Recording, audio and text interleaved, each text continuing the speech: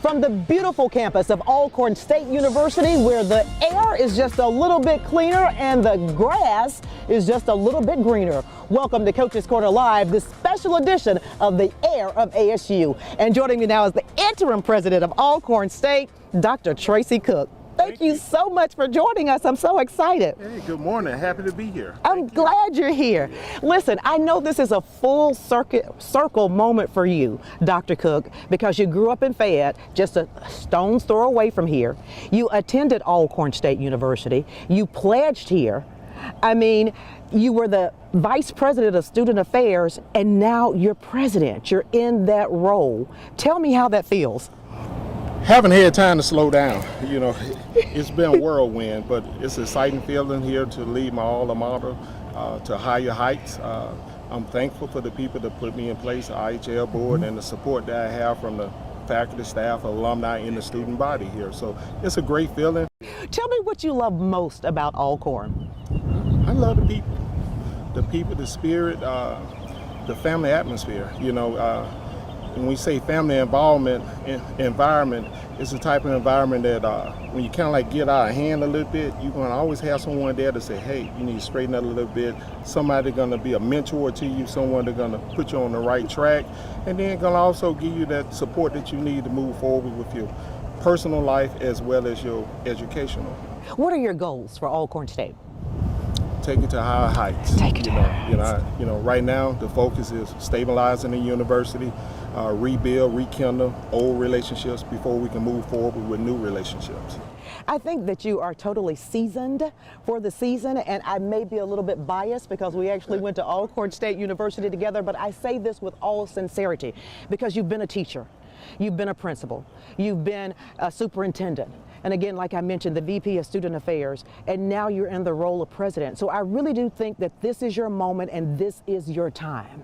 Yes, it's marked 28 years. 28 years, you know, in the K-12 sector, you know, I'm like, okay, 3:30, 4 o'clock, you count the day over. But here when I became vice president, when I was the chief of staff first and then became vice president of student affairs, you know, it's an after 5 job, you know, because you have the dormitories on campus. So, you know, since COVID, all students are like vampires. They sleep all day and up all night. So, you know, so I be on pins and needles, but, you know, praying that everything go well with them. And I want them to enjoy themselves, but trying to provide the best living learning environment. So by being seasonal, I kind of like have an understanding from being a high school principal, 9 through 12, and that continuing education through college. You know, they no longer young teenagers, they're young adults. Yes. So, you know, that's the thing about getting the faculty and staff to understand they're young adults. So, you know, they need teachable moments.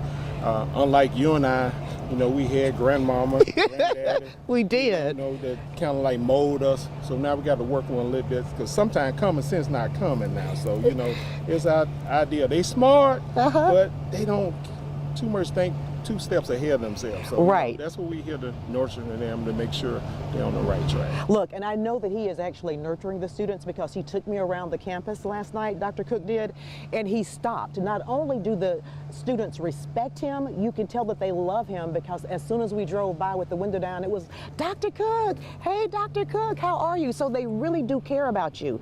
What is that secret ingredient to get these kids to love you? They got to know you're genuine, first of all. You know, you got to have those heart-to-heart conversations with them.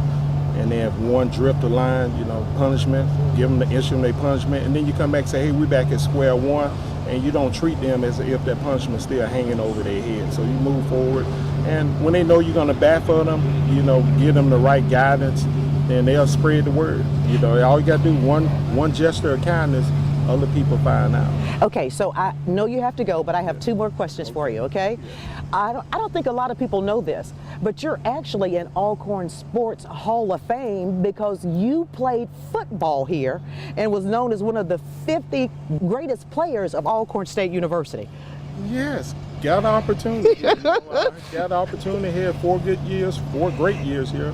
Played with the legendary Steve McNair. You know, I was his tight end for 3 years, able to catch a couple passes from him. It was a great experience, and that's what helped mold me to the leader I am today. Being a college football player gave me an opportunity to take leadership roles, you know, captain of this particular special teams, captain of sometimes the offense. So in the leadership role, working with the play calling, I got a chance to do a couple play calling. So, Coach kind of like got mad at me when I changed plays a little bit. But it worked. He said, as long as it kept working, he was okay. But as soon as it went bad south, he had some words to say to me. And then I blame on Steve. I say, Steve made that call. Okay. And he could get away with it, right? Yeah, I love it. Okay, so finally, if people at home want to know more about Alcorn State, this is your chance to tell them why they should choose ASU. First of all, Alcorn is a safe environment here. You have a loving, caring faculty and staff here that's willing to work with students beyond the regular hours, academic hours. The administration here have open door policy where students can actually talk to them. I myself going to get out and visit about 50 high schools this year, encouraging students to come to Alcorn. Around the 3,000 mark of students here. 65% female, 35% males. We're on 1,800 acres of land. We have 85 clubs in the organization. Teacher-student ratio about 16-1, 71% pale. So there's a lot of great things that take place here at Alcorn State University. Because you can look around, you can smell the air. It's just clean. It just clear all your sinuses. You have acne, you can drink the water. It's just a little bit sweeter. And if you look at the grass, it's wintertime, it's still green. It's still a little greener. It's still greener. So, that's what makes us so unique from all the other schools here. Dr. Cook, a pleasure to have you on. Thank you so much. And congratulations. Thank you. Okay. Pleasure. Yes, ma'am. All right. Did you know an elephant can outrun Usain Bolt? Or that these beautiful birds of paradise flowers originated in Africa? Ever tried this dish, Jola? From animals to birds and food, let's explore Ghana together with Nobel Peace Prize winner Kofi Annan as our guide. He'll teach us about the importance of education and why each young boy and girl should seek peace and their rightful place as kings or queens. This book will inspire you and your little ones to pack a bag and get ready to travel across the Atlantic Ocean. It's time to dance to a different drum, the Peace Drum, a Kofi tale. Available on Amazon now. Meet Oakley and Peyton, two cousins with a love for reading and a passion for adventure. Look at you. They planted a pumpkin patch that took over the entire backyard. So excited about their garden, they jumped into action to put together a children's book. Peyton helped write it. What's in the bag? Pumpkin seeds. Pumpkin seeds. Oakley helped with the pictures. Only 4 and 5 years old, they already love nature, have a great friendship, and understand their community. Be a part of their adventure. Get the pumpkin patch today on Amazon.com.